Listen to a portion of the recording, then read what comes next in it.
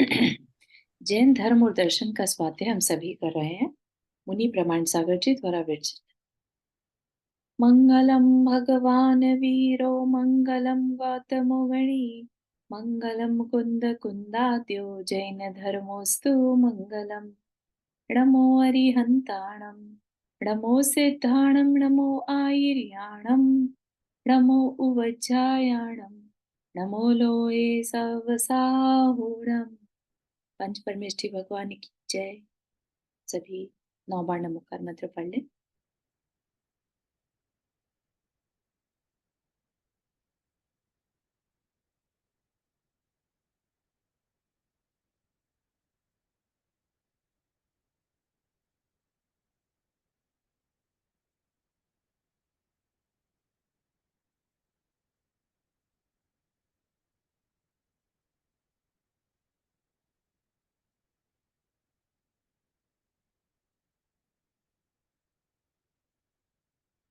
हम्म, तो जो हमारा ये विषय है जैन धर्म और दर्शन, है ना? तो हमें इसमें सभी कुछ जानने को मिल रहा है। इसमें सब कुछ है, मतलब जो एक कह सकते हैं समराइज्ड फॉर्म में।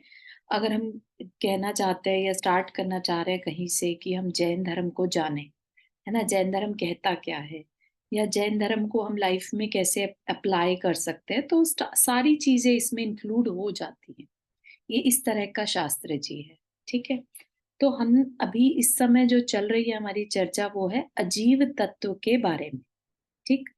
अजीव तत्व से पहले हमने क्या देख लिया ऑलरेडी? हमने जैन इतिहास के बारे में थोड़ा सा जाना था। जैन इतिहास मतलब कब से शुरू हुआ, तो कह लीजिए कि आदिनाथ भगवान के समय से, है ना? तो उससे पहले क्या जैन धर्म नहीं था? ऐसा नहीं, है ना। हमेशा जब भी काल चलता चला जा रहा है, राइट। ऐसा नहीं है कि सिर्फ ये ही 24 ही रही है। उससे पहले भी 24 तीर्थंकर हुए, उससे पहले भी 24 तीर्थंकर हुए। ठीक। तो हर एक कह लीजिए कि एक काल होता है। काल मतलब एक समय, एक टाइम पीरियड, जिसमें कि 24 तीर्थंकर होते ही होते हैं। ठीक है। तो 24 तीर्थंकरों के होने का एक काल होता है, जैसे कि अभी ऋषभदेव से लेके महावीर भगवान तक का काल चल रहा है। ठीक है। तो अपने काल के बाद महावीर भगवान 24वें तीर्थंकर थे, उनका शासन काल जब तक चलेगा चलेगा। उसके बाद नया फिर काल शुरू होगा। तब उसमें अनदर 24 तीर्थंकर बनेंगे। ठीक है। जन्म लेंगे और केवली होंगे, अपना उपदेश देंगे, सबका कल्याण करेंगे। ठीक है। तो ये है जैन इतिहास कि जैन धर्म स्टार्ट कहाँ से हुआ। तो ये अनादि निधन है, इसको किसी ने नहीं बनाया है। ये एक तरह से जीव के मोक्ष की यात्रा को बताने वाला धर्म है। ठीक है। जीव अपनी मुक्ति कैसे पा सकता है, इसको दूसरा अगर हम नाम देना चाहें तो क्या कहते हैं? श्रमण, है ना। श्रमण साधना जो है वो जैन धर्म का ही दूसरा नाम कह सकते हैं, जहां पर कि एक श्रमण की तरह से जीवन व्यतीत करके ही हम अपना कल्याण कर सकते हैं। जब तक हम रचे पचे हैं संसार में, जब तक हम अपनी गृहस्थी में रचे पचे हैं, जब तक हम कर्म बांध रहे हैं, तब तक हम मोक्ष की बातें तो कर सकते हैं, लेकिन हम मोक्ष के रास्ते पर आगे बढ़ रहे हैं कि नहीं, ये नहीं कह सकते। ठीक है ना। और जब तक मोक्ष के रास्ते पर नहीं बढ़ेंगे तब तक मोक्ष मिलेगा कैसे? ठीक है ना। तो ये सारी चीज हमें पता चलती है पढ़ने से कि अरे जैन धर्म है क्या। ठीक। फिर उसमें हमने स्टार्ट किया तत्व स्वरूप। तत्व क्या है, राइट। तो जो तत्व है उसका जानना हमारे लिए बहुत बहुत जरूरी है। जैसा कि अभी मैंने बोल दिया कि मोक्ष, मोक्ष भी क्या है? एक तत्व है। ठीक है। तो अगर तत्व की जानकारी नहीं होगी तो हम कर क्या रहे हैं? मोक्ष किसे चाहिए, मोक्ष क्यों नहीं मिल रहा है, ये सारी जानकारी हम कैसे पाएंगे? ठीक है। तो तत्व की जानकारी हमने तत्व स्वरूप में जानी। ठीक। उसमें हमने देखा जीव का अजीव के साथ संबंध, राइट। और ये संबंध किस चीज का? अजीव की चर्चा में यहाँ पर कर्म की सारी चर्चा। कर्मों का हम आश्रव करते हैं, कर्म का हम बंद करते हैं, कर्मों के आने को हम रोकते हैं, और कर्म जो बंधे हुए हैं उनकी निर्जरा करके मोक्ष जा सकते हैं।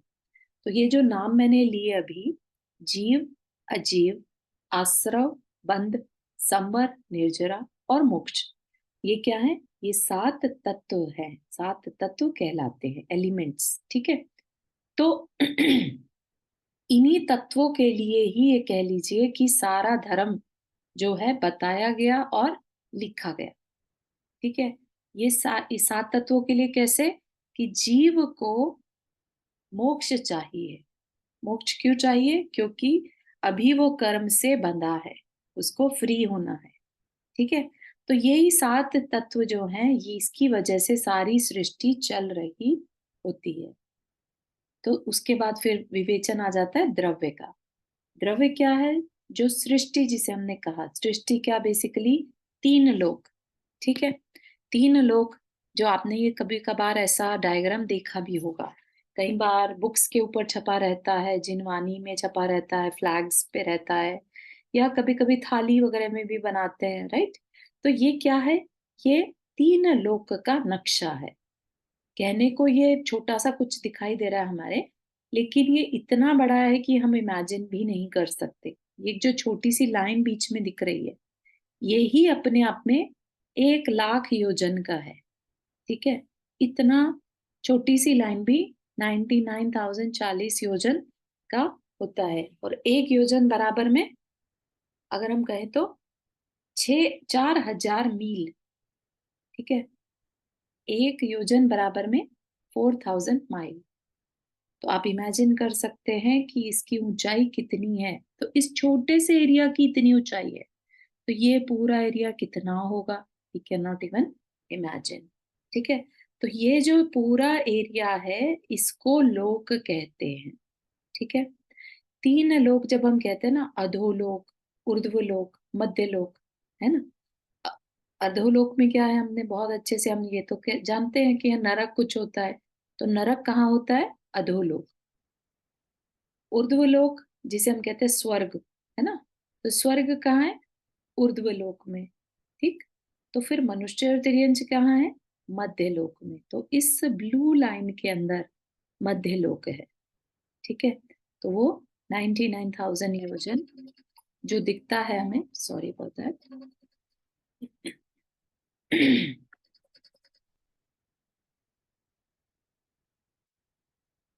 हाँ, तो जो दिखता है हमें, वो बहुत बड़ा, मतलब ये जो ब्लू लाइन दिख रही है, ये ही अपने आप में बहुत बड़ी है, जिसमें कि हम मनुष्य रहते हैं और तिर्यंच रहते हैं, ठीक है? तो इसकी चर्चा भले ही हम बाद में कभी करेंगे कि फर्दर डिटेल लेट्स से कि अरे कितने स्वर्ग होते हैं, कितने नरक होते हैं, वो एक अलग चर्चा हो जाएगी अपनी, ठीक है?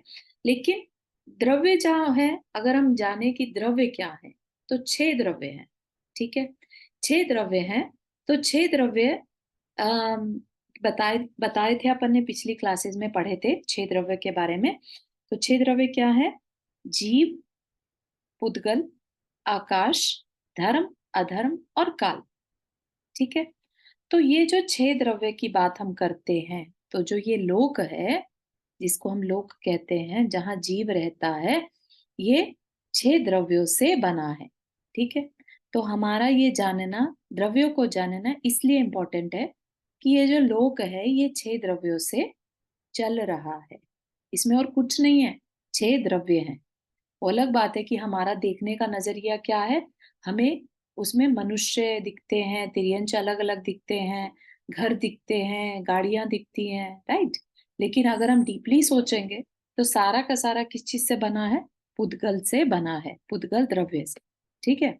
तो इसलिए द्रव्य को जाना, द्रव्य को जाना, फिर द्रव्य में पहला जो हमने बात करी, जीव, ठीक है? तो द्रव्य में पहला जो द्रव्य है वो है जीव, जो सबसे इंपॉर्टेंट है।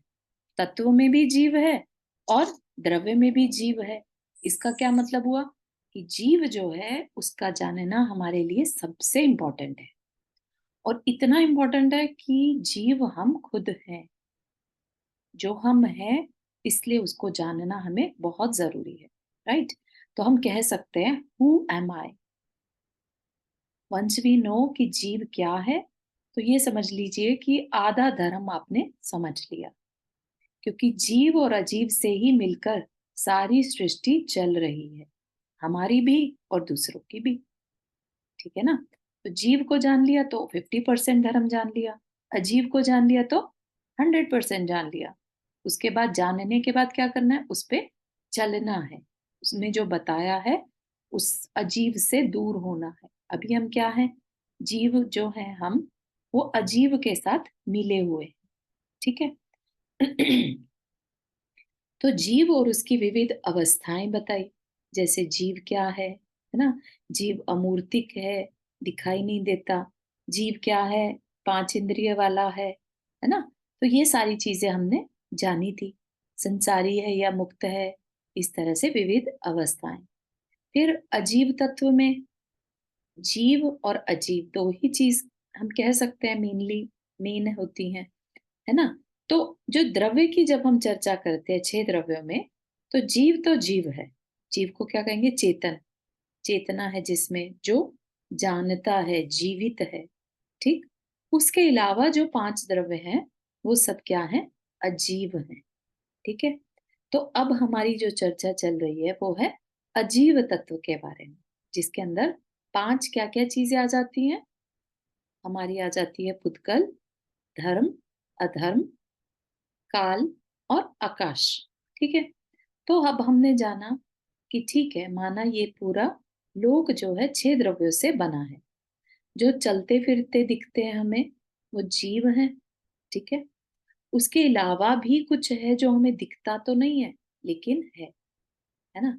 वो क्या है? आकाश। आकाश क्या है? जैसे एक खाली कमरा है ना? एम्प्टी रूम है कोई, तो आप क्या कहेंगे? बोलने चालने में आ जाएगा वो खाली कमरा है। लेकिन क्या वो वाकई में खाली है? नहीं। जैन दर्शन कहता है पूरा जो है रूम जो है वो आकाश द्रव्य से भरा है। आकाश द्रव्य हर जगह है। कुछ भी ऐसा नहीं है जहां आकाश द्रव्य ना हो। And this akash is not the same as sky which we call. ठीक है? तो कहने को ये शब्द सेम है। हम जब बोलते हैं ना आकाश में चिड़िया उड़ रही है, तो वो स्काई अलग चीज है। ये क्या है? आकाश, स्पेस। ठीक है? तो स्पेस हर जगह है। कमरे में स्पेस है, हम कमरे में गए, कमरे में जो स्पेस था उसने हमें जगह दे दी। कह सकते हैं ना ये, कि हमने उस कमरे में जो था थोड़ा सा स्पेस ले लिया। कहने में आता है ना सर? तो हमने वो स्पेस ले लिया या स्पेस हमें, आकाश द्रव्य ने हमें स्पेस दे दिया? जो रियलिटी है वो ये है कि आकाश द्रव्य जो है वो सबको स्थान देता है, जिसको कि टेक्निकल वर्ड में अवगाहन कहते हैं। सबको अव स्थान देने का काम जो है आकाश द्रव्य का है। ठीक है? तो आकाश द्रव्य हो गया। अब जो मनुष्य चलते फिरते दिखते हैं वो कैसे चल रहे हैं या रुक रहे हैं? वो धर्म अधर्म द्रव्य की वजह से रुकते चलते हैं। ठीक है? तो जैसे कोई उठकर अपनी एक जगह से दूसरी जगह जाना चाहे, तो आज की डेट में तो हमें बहुत इजी लगता है। लेकिन सोचिए अगर धर्म अधर्म जगह ना हो, जो कि इस ये जो शेप दिखाई दे रही है ना आपको, इसके बाहर धर्म अधर्म द्रव्य नहीं है। ठीक है? तो इसके बाहर इवन भगवान यानी तीर्थंकर भी जाना चाहे तो नहीं जा सकते। क्यों नहीं जा सकते? क्योंकि देर इज नो धर्म द्रव्य जिसकी वजह से कोई चल सके, कोई मूव कर सके। ठीक है ना? सिर्फ इस शेप के अंदर ही वो धर्म और अधर्म द्रव्य है। इसलिए 6 द्रव्यों की जब बात आएगी तो वो इस शेप के अंदर ही है। बाहर में फिर क्या है? बाहर में सिर्फ और सिर्फ आकाश है। ठीक है ना? तो इस जो पिक्चर बनी है इसको हम कह देते हैं लोकाकाश, और जो बाहर का है वो अलोकाकाश। ठीक है? क्योंकि लोक ये ही है और बाहर का फिर क्या हो गया? अलोक। लेकिन आकाश क्योंकि सारी जगह है तो क्या कहेंगे? अलोकाकाश। अलोक प्लस आकाश, अलोकाकाश। ठीक है? तो धर्म और अधर्म द्रव्य जो है वो इसके अंदर ही है। तो देव भी अगर मूव कर रहे हैं ऊर्ध्व लोक में तो धर्म अधर्म के कारण ही कर रहे हैं। नरक में नारकी मूव कर रहे हैं तो वो धर्म अधर्म द्रव्य, और ऐसे ही मनुष्य और तिर्यंच मूव करते हैं तो धर्म अधर्म द्रव्य के कारण। ठीक है, तो जस्ट इतना ही जानिएगा कि धर्म अधर्म द्रव्य खुद से धक्का देकर किसी को नहीं चलाएंगे। ठीक है, चलना चाहे तो उसको सपोर्ट देंगे। ठीक। तो त्रस नाड़ी के अंदर ही 6 द्रव्य है। त्रस नाड़ी के अंदर ही 6 द्रव्य है ऐसा नहीं। ओके त्रस नाड़ी के अंदर त्रस जीव है। ठीक है, ओके। जब हम जीव की चर्चा पढ़ते हैं, विभिन्न अवस्थाओं की चर्चा करते हैं, तब हमने 2 तरह के जीव समझे थे, स्थावर और त्रस। ठीक है, त्रस वो होते हैं जो 2 इंद्रिय से लेके 2 सेंसेस से लेके 5 सेंसेस तक होते हैं। ठीक है, तो ये जो त्रस नाड़ी है, जो जितने भी 2 इंद्रिय से लेके 5 इंद्रिय तक के जीव हैं, वो इस एरिया में ही मिलेंगे। थैंक यू सो मच, बहुत अच्छा समझाया। तो उसके बाहर क्या जीव होता है कि नहीं होता है? होता है। उसके बाहर क्या होगा? निगोदिया जीव होंगे। ठीक है, निगोदिया जीव यानी एक इंद्रिय जीव का ही वन ऑफ द फॉर्म है। ठीक है, वैसे तो एक इंद्रिय जीव और भी तरह के होते हैं, जैसे कि वनस्पति का एक जो होते हैं प्लांट्स, ये सब भी वन सेंसेस होते हैं। इवन हमारी जो वाटर है, फायर है ना, एयर है, और क्या हुआ, पृथ्वी, है ना। तो ये सब भी वन इन वन सेंसेस है। लेकिन जो जिसकी चर्चा हम करें, निगोदिया, वो प्लांट के ही फॉर्म में है, सबसे छोटा रूप। ठीक है, तो वो सारे पूरे के पूरे लोक में पाया जाता है। लेकिन जो ये लाइन आप देख रहे हैं, ये त्रस नाड़ी कहलाती है। नाड़ी या नाली जैसे होता है ना, तो वो जो नाड़ी है, सिर्फ उसमें ही मूविंग जो जीव होते हैं, जो मूव कर सके, वो इसमें ही पाए जाते हैं। ठीक है। तो हमारी चर्चा चल रही है अजीव तत्व के बारे में, जीव के बारे में। सो हम्म, एक्सक्यूज मी, श्योर। सिर्फ वो जो आपने वो बताया ना बीच वाला जो लाइन, जो रेक्टेंगल पोर्शन है, क्या त्रसनाड़ी? हाँ, सो वहीं पे स्वर्ग, ऊपर की साइड पे स्वर्ग उसके अंदर ही रहता है, और द करेक्ट। फुल पेंटागन, जो फुल नहीं, फुल हेक्सागन है वो, पूरा बस इसी में ही रहता है। The rectangle shape thing. Correct correct, क्योंकि उसके बाहर त्रस नहीं हो सकता। ठीक है ना, और जो देव हैं वो पंचेंद्रिय हैं ना, 5 इंद्रिय हैं उनके पास, तो इसलिए। Okay, thank you. And same apply to narak, नीचे की तरफ। ओके। ठीक। बहुत अच्छा। तो आप जब क्वेश्चन पूछते हैं तो ऐसा लगता है कि नहीं, ध्यान दे रहे हैं, and it helps me to understand कि किस स्पीड से या कैसी अंडरस्टैंडिंग के साथ अपन समझ पा रहे हैं। ठीक है ना, तो बहुत अच्छा, thank you for asking. And हाँ, तो धर्म अधर्म के बारे में समझा हमने, आकाश के बारे में समझा। अब क्या रह गया हमारा? पुद्गल। पुद्गल हमने बहुत अच्छे से समझा था। पुद्गल जो होता है, कुछ भी जो दिखाई दे, ठीक है, वो पुद्गल है, कुछ भी। ठीक है, अब जीव के बारे में जब हमने समझा था, जीव के बारे में एक बहुत स्पेशल बात बताई गई थी कि जीव दिखता नहीं है, जीव अमूर्तिक है, इनविजिबल है। अगर जीव इनविजिबल है, तो हम जो ये फॉर्म्स देखते हैं, जैसे आप मैं हैं, हम भी तो दिखाई दे रहे हैं ना, तो फिर हम क्या देख रहे हैं? राइट। तो आंसर होगा कि जो कुछ भी दिखता है वो पुद्गल है। पुद्गल मतलब जिसमें चेंजेस होते रहते हैं, और जो मैटर है बेसिकली, जिसमें खुद में कोई जान नहीं है, खुद में कोई जीवन नहीं है, अजीब है, लेकिन दिखने में आता है। एक ऐसा अकेला द्रव्य ऐसा है, पुद्गल एक अकेला द्रव्य ऐसा है जो दिखने में आता है। ना तो हम आकाश को देख सकते, ना धर्म अधर्म को देख सकते, ना काल को देख सकते, और ना जीव को देख सकते। ठीक है, तो 5 द्रव्य तो दिखाई नहीं देते, लेकिन एक अकेला पुद्गल ऐसा है जो दिखने में आता है। और ना सिर्फ दिखने में, टेस्ट में भी, है ना। रूप रस गंध स्पर्श उसमें होता है।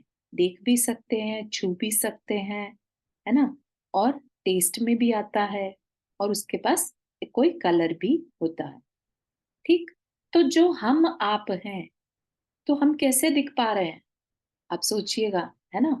या कोई मेज कुर्सी दिख रही है, घर दिख रहा है, गाड़ियां दिख रही हैं, ये सब इसका मतलब क्या है? जीव तो दिखता नहीं है। इसका मतलब जो दिख रहा है वो सब कुछ अजीब है ना? तो इस जीव ने इन शरीर को धारण किया हुआ है, इसलिए वो जीव दिखाई देता है। कल को मैं लेट्स से मेरा जन्म कहीं और हो जाए, मेरा शरीर बदल जाएगा, राइट? तो मुझे दूसरे रूप में जाना जाएगा, ठीक है ना? तब मेरा ये शरीर नहीं रहेगा। तो अभी मेरी पहचान भले इस शरीर से है, फिर किसी और शरीर से होगी, ठीक है ना? तो लेकिन मैं ही रहूंगी, है ना? मैं मतलब जीव जो है मेरे अंदर, इस शरीर के अंदर, एक्चुअली मेरे अंदर नहीं कहना चाहिए, इस शरीर के अंदर जो जीव है वो वैसा ही रहेगा, लेकिन ऊपर का जो शरीर है वो बदलता जाता है। और वो बदल जाता है, जैसे कि हम कहते हैं ना, कोई मृत शरीर पड़ा है, अगर मृत शरीर को जला दिया जाता है क्योंकि उसकी अब कोई यूसेज नहीं रहेगी, वो सड़ना शुरू हो जाएगा, है ना? क्योंकि वो पुद्गल से बना था। अब जीव नहीं रहा तो अब उसकी जरूरत ही नहीं है, कोई यूज ही नहीं है उसका, सड़ेगा, वो डिटोरेट हो जाएगा, है ना? तो छह द्रव्य की जब बात आए, तो हमने कौन कौन से छह द्रव्य जाने, कोई बताएगा? जीव, पुद्गल, धर्म, अधर्म, आकाश और काल। हम्म, बहुत सुंदर। तो ये तो हुए जीव के बारे में, है ना? जीव जान लिया, पुद्गल जान लिया, धर्म, अधर्म, आकाश। अब है काल। काल, है ना? काल हम बड़े आराम से यूज करते काल वर्ड, या अरे बहुत समय हो गया, अब चलना चाहिए, हमारी क्लास का समय हो गया, समय हम बहुत ज्यादा यूज करते हैं इस चीज को, है ना? लेकिन ये है क्या? काल भी एक द्रव्य है जिसकी वजह से ये सृष्टि चलती है। आप सोचिए कि जैसे अभी मैंने बोला कि इस चौबीसी से पहले भी चौबीसी थी, उस चौबीसी से पहले भी चौबीसी होगी, उससे पहले भी चौबीसी होगी। तो समझिए कि ये चेंजेस, चौबीसियां बदल रही हैं, चेंजेस हो रहे हैं हर तरफ। लेकिन कैसे हो रहे हैं? क्योंकि एक काल द्रव्य नाम की चीज है, जिसकी वजह से, जिसका बड़ा रोल है सृष्टि चलाने में, जिसका काम है परिणमन करना, चेंजेस लाना, ठीक है? तो दिन रात बदलते हैं, एक एक सेकंड, एक एक सेकंड्स का भी असंख्यातवां भाग जिसको समय कहा जाता है, राइट? वो सब कुछ चेंज हो रहा है, और उसी के साथ साथ आप देखिए हर चीज में चेंजेस आ रहे हैं। ये क्या है? ये काल द्रव्य के कारण है। एक बच्चा बड़ा हो रहा है, क्या वो अचानक से बड़ा हो जाता है? सेकंड बाय सेकंड बड़ा होता है ना? तो किस कैसे हो रहा है? वो क्या है, वो क्या चीज है जो उसे बड़ा कर रही है, जो उसके अंदर चेंजेस ला रही है? काल द्रव्य।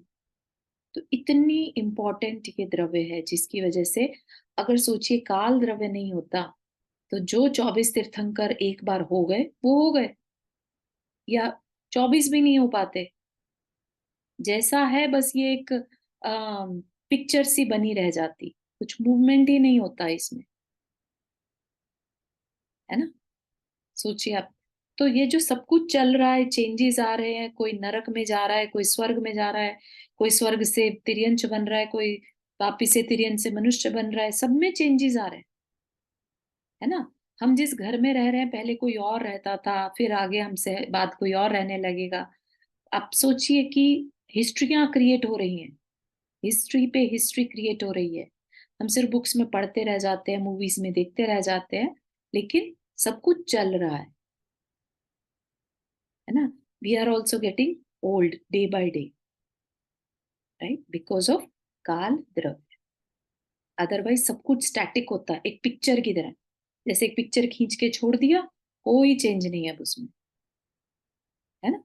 तो इस तरीके से अगर हमें ये जानकारी हो तो फिर हमारे अंदर जो है अलग तरह की सोच आ जाएगी। हमारे अंदर एक जो अहंकार होता है कि हमने किया, हम ये परिवर्तन लाए, हम परिवर्तन नहीं लाए, काल के कारण परिवर्तन हो रहा है। ठीक है? तो ये काल द्रव्य क्या करता है? काल द्रव्य इस पूरे जो 3 लोक दिख रहा है ना ये, इस पूरे में एक-एक डॉट, डॉट, डॉट, डॉट ऐसे है, ठीक है? जिसको कहते हैं कालाणु, काल का अणु, काल द्रव्य का अणु। और अणु हमने क्या समझा था? परमाणु, है ना? जो परमाणु का सबसे छोटा यूनिट होता है, दैट इज़ अणु, एटम, जिसको कि और फर्दर डिवाइड ना किया जा सके। तो काल जो है उसके यहाँ पूरे में, पूरे लोक में काल के अणु बिखरे हुए हैं। जैसे हम एक थाली में छोटे छोटे रेत के कण बिछा दें, वो अपने आप में इंडिविजुअल है लेकिन कंप्लीटली उस थाली को कवर किए हुए। ठीक है? तो इसी तरह से कालाणु भी इस पूरे लोक में एक एक सिंगल सिंगल बिछा हुआ है और उनका काम क्या है? परिणमन करवाना।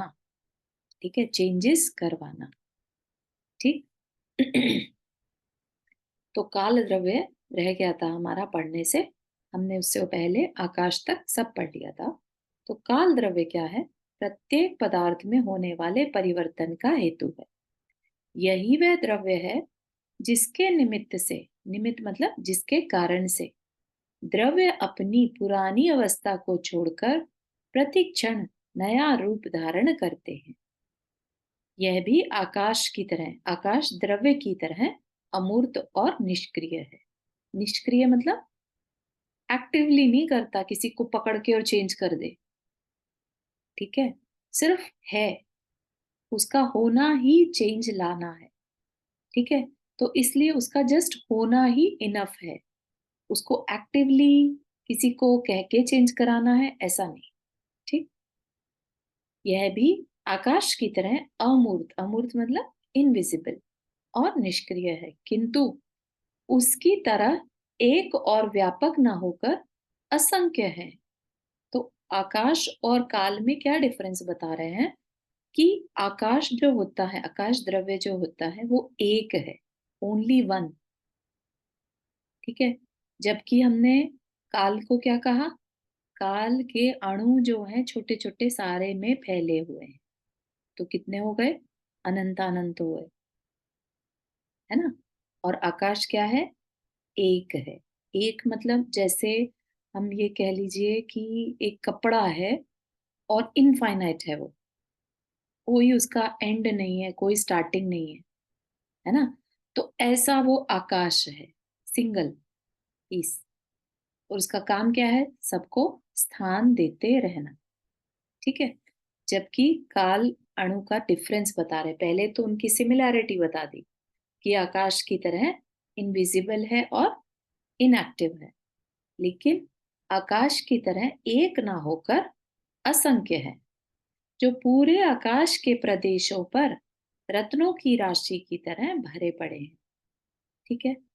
तो पूरे लोकाकाश में काल के जो अणु हैं वो चिपके हुए हैं या भरे पड़े हैं। आकाश के जितने प्रदेश हैं उतने ही कालाणु हैं। ठीक है? भले ही आकाश एक है लेकिन असंख्यात प्रदेश ही है। ठीक। और उनके हर प्रदेश पर एक एक काल का अणु है। ठीक। वर्तना यानी परिवर्तन इसका मुख्य लक्षण है। पदार्थों में परिणमन यह बलात् नहीं कराता। बलात् मतलब फोर्सफुली। ठीक। और परिणमन मतलब चेंजेस। ठीक है? पदार्थों में मतलब मैटर में चेंजेस जो होता है, किसी भी चीज में चेंज जो है ये फोर्सफुली नहीं करता, बल्कि इसकी उपस्थिति में पदार्थ स्वयं अपना परिणमन करते हैं। जैसे दही जमाया हमने, है ना? दूध में हमने थोड़ा सा जामन डाल दिया। अब हमें कुछ करना है क्या? वो जामन अपना काम खुद करेगा, है ना, क्योंकि दूध में जामन है, उपस्थिति है, तो दही अपने आप जमेगा। ऐसे ही काल के अणु हैं, तो परिणमन चेंजेस अपने आप होंगे। Make sense? यह तो कुम्हार की चाक के नीचे रहने वाली कील की तरह है, जो स्वयं नहीं चलती, ना ही चाक को संचालित करती है। फिर भी कील के अभाव में चाक घूम नहीं सकता। कभी आपने पोटरी करता हुआ वो देखा होगा, पॉटर, है ना, जब वो अपना पॉटरी बनाने के लिए घुमाता है उसको, तो उसकी जो सर्कल वाली चीज है जिसको चाक कहते हैं, है ना, वो आ, बिना कील के, जिसके ऊपर वो चाक रखी रहती है, पहले वो कील को घुमाता है। ठीक है, कील इस पे उसका सर पहिया या जो भी लगा हुआ होता है वो उसको घुमाता है, लेकिन कील के बिना चाक घूम नहीं पाएगा। सोचिए आपने आ, चाक को उठाकर और नीचे जमीन पर रख दिया, अब आप उसे घुमा पाएंगे क्या? नहीं घुमा पाएंगे। You have to have a kil, something pointy, जिसके ऊपर आपने वो चाक रखा, अब आप उस चाक को घुमा रहे हैं, है ना, चाक उसकी वजह से घूम पा रहा है, कील की वजह से। तो सेम चीजेस कि काल बस है, ठीक है, वो कुछ करता नहीं है, लेकिन उसकी वजह से बाकी सब कुछ चेंज होता है। ठीक है, चाक के परिभ्रमण के लिए कील का आलंबन अनिवार्य है। काल द्रव्य की यही भूमिका है, मतलब यही काम है। परिणमनगत इस आलंबन को वर्तना कहते हैं। जो ये चेंज हो रहा है, इसी का नाम वर्तना है। ठीक है, वर्तना इज अ टेक्निकल वर्ड। तो वर्तना क्या मतलब? चेंजेस कराना। यह काल द्रव्य का मुख्य लक्षण है। इसे ही निश्चय काल कहते हैं। तो निश्चय काल मतलब जब हम दो तरह की तरीके से बात को कहते हैं। ठीक है, निश्चय मतलब होता है कि जो ओरिजिनल है, सत्य है। ठीक है, लेकिन हम हर टाइम तो सत्य वर्ड भाषा में बात नहीं कर पाएंगे, क्योंकि हम बहुत चीजें व्यवहार में या प्रैक्टिकल वे में भी कहते हैं। जैसे कि आ, हम बोल देते हैं, अरे कितने साल हो गए इस बच्चे को जन्म हुए, है ना, साल में काउंट करते हैं, है ना। अगर हम निश्चय से देखें तो वो जीव की आत्मा के रूप में तो वो इनफाइनाइट काल से चलता चला जा रहा है, राइट। लेकिन व्यवहार में से जब हम बात करते हैं तो ये बच्चा इतने साल और इतने महीने इतने घंटे का हो गया, ठीक है ना। तो इस तरीके से जब हम समय, पल, घड़ी, घंटा, मिनट ऐसी बात करते हैं तो ये क्या है? व्यवहार काल। ठीक, लेकिन जब हम चेंज की बात करते हैं तो वो क्या हो जाएगा? इनफाइनाइट टाइम से चेंज होता चला जा रहा है। जीव जो है अपना शरीर बदलता जा रहा है ना। तो ये क्या हुआ? ये जो चेंज आ रहा है ये काल की वजह से है। किस काल की वजह से है? निश्चय काल की वजह से। हाँ, सुधा जी आपने हाथ रेस किया। ये निश्चय काल थोड़ा एक बरोबर मेरे को मालूम नहीं हुआ, अंडरस्टैंड नहीं हुआ थोड़ा। हाँ हाँ, तो थैंक यू जो सर। काल या समय की हम बात करते हैं, जैसे राइट। हमने कहा कि ये क्लास 6 बजे शुरू होगी, है ना। 6 बजे हमने एक व्यवहार काल यूज कर लिया। ये या 24 घंटा हमने बनाया ना, ताकि हमें बता सके कि किस समय पर हम अपनी आपस की चर्चा है, हमारी ये अंडरस्टैंडिंग है, तो हमने उस तरीके से बात करने के लिए घंटा, मिनट ये सब कर लिया डिसाइड, है ना। तो ये ये क्या तो व्यवहार कहलाएगा? हुआ। व्यवहार काल। हम्म, ठीक है, लेकिन चेंज जो, अगर हम ये घंटा मिनट ना भी लगाएं, ठीक है, तो भी क्या चेंज नहीं हो रहा है? हो रहा है। हो रहा है ना। तो जो ओरिजिनल चेंज हो रहा है वो निश्चय काल है। ओके, बहुत अच्छा, थैंक यू। ठीक या है ना। और जो हम बात करने में चेंज करते हैं, अरे कल थी क्लास तो कल होगी क्लास, है ना, ये सब क्या है? ये व्यवहार काल है। या समझ गए। ठीक है? ठीक है, तो समय जो है वो काल की सूक्ष्मतम इकाई है। सबसे छोटी इकाई यूनिट जो है वो समय है। एक पुद्गल परमाणु को मंद गति से आकाश के एक प्रदेश से दूसरे प्रदेश तक जाने में जो समय लगता है, काल लगता है, उसे समय कहते हैं। तो कैसे बताया समय को? एक पुद्गल परमाणु, परमाणु की बात कर रहे हैं। परमाणु हमने क्या देखा था? परमाणु क्या है? पुद्गल की सबसे छोटी यूनिट। और सबसे छोटी यूनिट में बेसिकली जो हमें दिखने में, जो माइक्रोस्कोप से भी पकड़ में ना आए, इतना छोटा वो एटम होता है। ठीक है, अब वो अगर मंद गति से, जितना स्लोएस्ट पॉसिबल है उसके पास, एक स्थान, प्रदेश, प्रदेश क्या है? आकाश की सबसे छोटी यूनिट। तो एक प्रदेश से दूसरे प्रदेश तक जाने में जितना समय लगाए, काल लगाए, उसे क्या कहेंगे? समय। थोड़ा सा इसको आप विजुअल करके देखिएगा तो हम कहने में आ जाएगा, अदरवाइज ये सेकंड का असंख्यातवां भाग कह सकते हैं। समय इतनी छोटी यूनिट है। ठीक है। नया पुराना, बड़ा छोटा, दूर पास आदि का व्यवहार इस व्यवहार काल द्रव्य के ही आश्रित है ना। अगर ये काल, व्यवहार काल नहीं हो तो हम किसको नई कहें, किसको पुराना कहें, है ना। हम कहते हैं ना, नए कपड़े, पुराने कपड़े, नया घर, पुराना घर, छोटा है अभी तो ये छोटा है, अभी ये बड़ा हो गया। तो ये सब कुछ जो है वेस्ट हो जाता, राइट। ये व्यवहार काल से सब कुछ चलता है। इसका अनुमान सौर मंडल एवं घड़ी आदि के माध्यम से लगाया जाता है। ठीक है, तो ये सब क्या है? व्यवहार के लिए बनाया गया। द्रव्यों के होने वाले परिणमन से भूत, भविष्य और वर्तमान का व्यवहार भी इसी काल के आश्रित है। इसे सभी दर्शनकारों ने स्वीकारा है। मतलब कि सिर्फ जैन ही नहीं, सभी फिलोसफर्स इसको एक्सेप्ट करते हैं, किंतु कुछ इसे अखंड और व्यापक मानते हैं, जबकि ऐसा है नहीं। अखंड मतलब अखंड, अखंड मतलब जिसके कि टुकड़े नहीं हो सकते, जैसा कि आकाश। ठीक है ना, आकाश के टुकड़े नहीं हो सकते।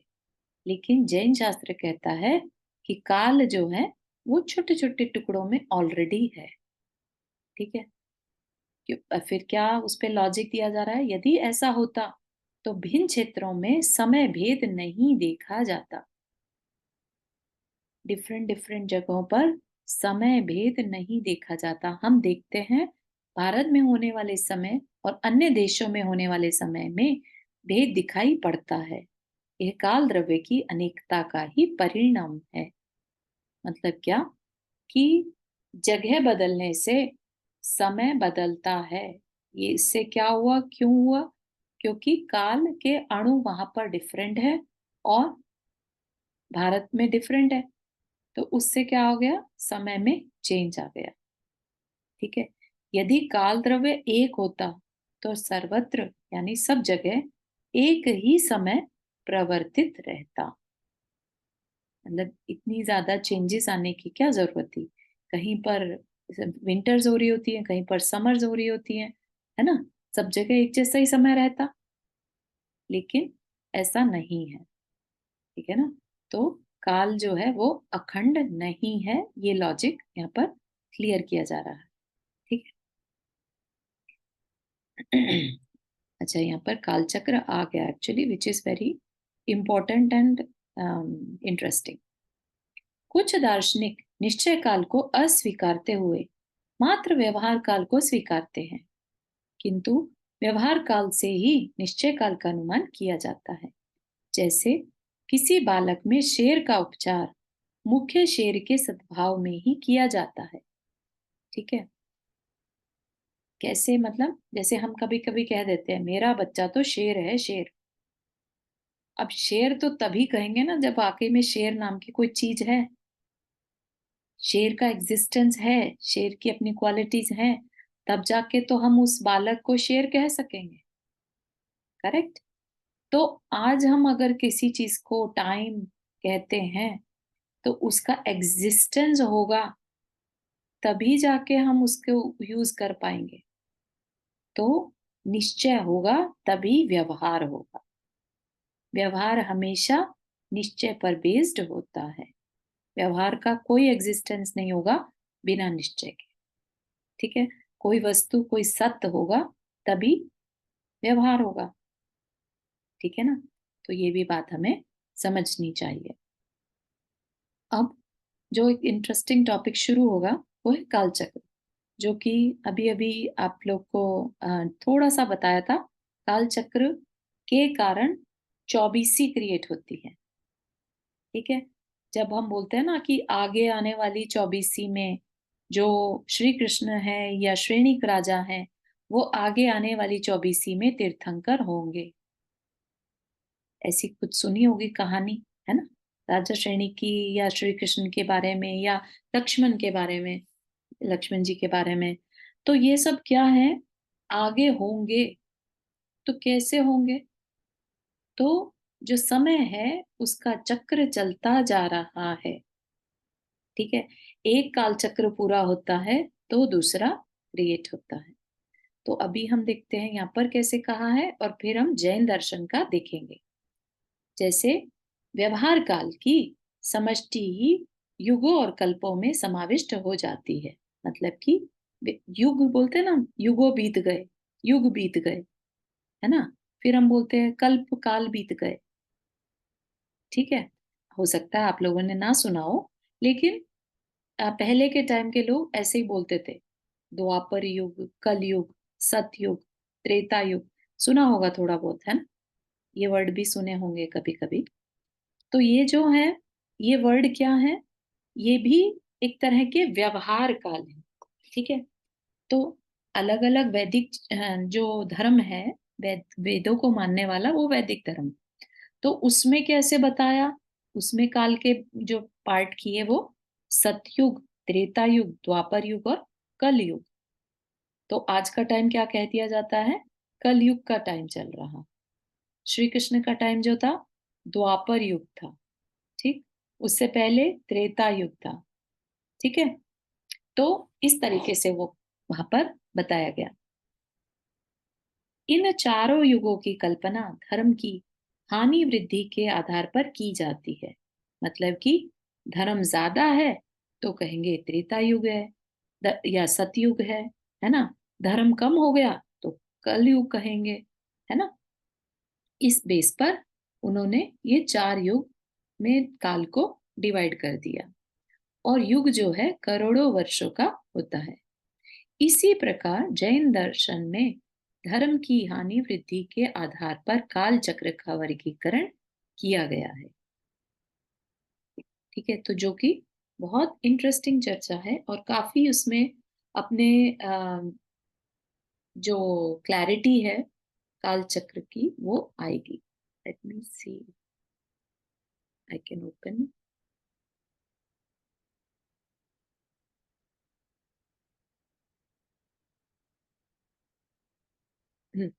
आप मेरा स्क्रीन देख पा रहे हैं, राइट।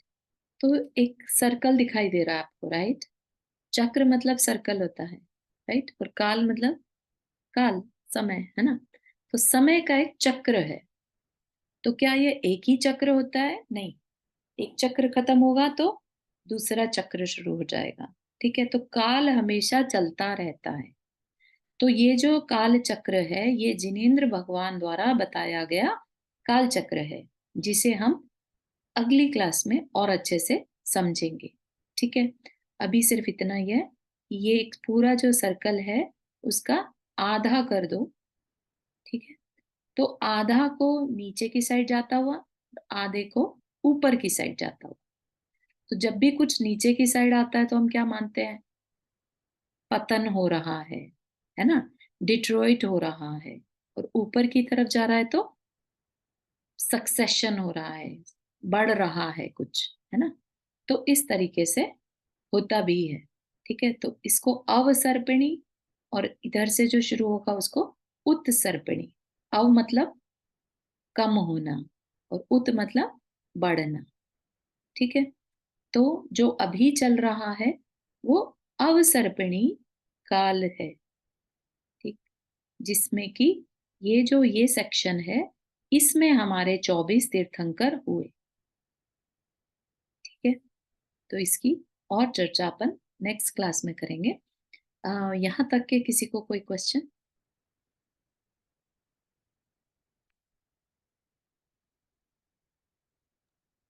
जरूरी नहीं है कि इसी से टॉपिक से रिलेटेड हो, कुछ भी अगर आपको एनी काइंड ऑफ स्वाध्याय रिलेटेड क्वेश्चन है तो वो भी पूछ सकते हैं। बहुत अच्छा एक्सप्लेन किया, बहुत अच्छा लगा। मेरा हस्बैंड भी बोले ये साथ में। Okay, good good. आप अकेले नहीं सुन रहे हैं, आपके साथ में परिवार के और भी सदस्य सुन रहे हैं, तो बहुत ही अच्छी बात है। राइट, वो ध्यान से सुन रहे हैं वो भी। बहुत अच्छा, thank you so much for joining. अभी नेक्स्ट वाल एवरी वेडनेसडे होता है ना? एवरी वेंसडे है। एक्चुअली मैं पूछना चाह रही थी मेनली कामिनी जी से, राखी जी एंड शशि जी, कि Okay. आप लोग को 5 PM अगर 1 घंटा और पहले करें क्लास तो चलेगा कि नहीं? दीदी मुझे चलेगा 1 घंटे पहले। राखी जी को चलेगा, कामिनी जी? शायद देखो, मुझे 1 घंटा पहले, so it will be 8 o'clock EST, right? Correct, correct. या चलेगा, नो प्रॉब्लम। कामिनी जी? या चलेगा मुझे। Okay, It's 8 AM, 8 PM EST. 8 PM, yes. Yeah, okay. तो Yeah, no problem. ठीक है, तो आगे से फिर अपन इसको 5 PM PST and 8 PM EST रखेंगे, ठीक है? ठीक है, okay. All right, wonderful. तो अभी जिनवानी स्तुति करते हैं and feel free So to every Wednesday, right? Every every Wednesday. Wednesday 5 PM and 8 PM, yes. Okay, okay. So I will send a reminder, no worries. Mhm. चलिए जिनवानी स्तुति। जावाणी के ज्ञान से सूझे लो कालो, सोवाणी मस्तक धरो सदा दे तो बुधो। हे जिनवाणी भारती तो ही जपो दिन रैन, जो तेरा शरण आ गए सो पावे सुख चैन। सभी 9 टाइम्स नमो का मंत्र पढ़ लें।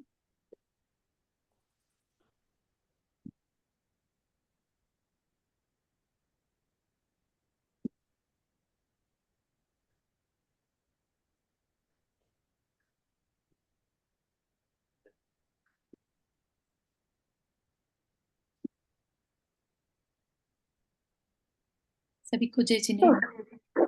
सभी को जय जिनेंद्र। जय जिनेंद्र। जय जिनेंद्र।